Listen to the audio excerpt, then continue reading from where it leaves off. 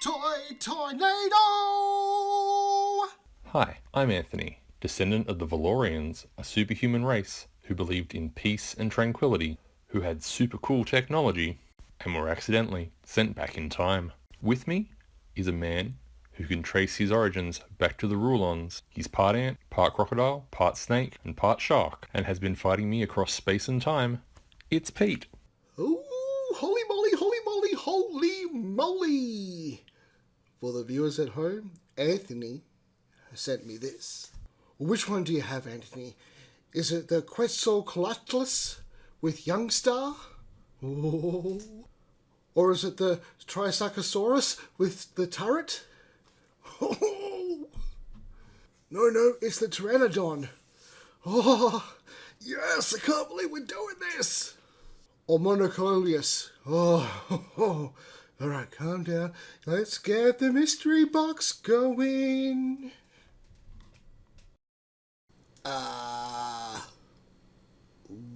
What is this? That, Pete, is an Ankylosaurus with sting, or Ankylosaurus, depending on what school of thought you're from. And also, it was 1998, so Sting wasn't really doing much at that point in time. I'm just so disappointed one of his accessories wasn't his bass guitar. But yes, that is the Ankylosaurus with Sting from the 1998 Series 1 of Dino Riders. Look, Pete, I know you were hoping for a different dinosaur, but I'll be honest, I love this one. Look, I know, a kid's favourite dinosaur is usually either Tyrannosaurus Rex, a Stegosaurus, a Triceratops, and probably these days a Velociraptor. But I remember seeing the Ankylosaurus in a dinosaur book I had as a kid and thought it was really, really cool. I'm guessing my uncle was over at my house at that point in time because next birthday I got Ankylosaurus with Sting. I remember I kept the packaging for so long. Like I'd keep him in his little packet and take him out when I was playing with him and then put him back in when I was done. And sure, being my first dino rider, I didn't really have anybody for him to fight, except my mask people. Jim Carrey? No! Not Jim Carrey mask. That's the mask, Pete. Where was I again? Mobile Armored Strike Command for those playing at home. Yes, as the song says, command doesn't start with a K. Well, now I'm even more confused. Alright, let's take a look at this fantastic dinosaur. As you can see, fairly basic articulation. He's got a joint at each shoulder, so his legs just go backwards and forwards. I suppose you could count that his little crossbow on top goes side to side, but that's about it. So, on top of the Ankylosaurus is a purple thing. What it was in the cartoon was a brain box, so the Krulons would enslave their dinosaurs.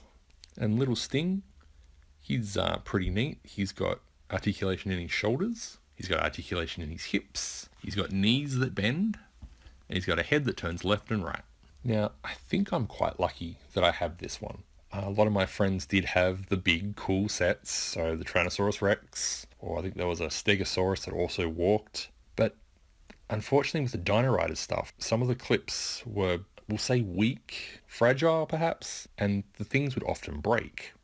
The guns would often have like little red stoppers on the end, and they would always go missing. Whereas my one, complete.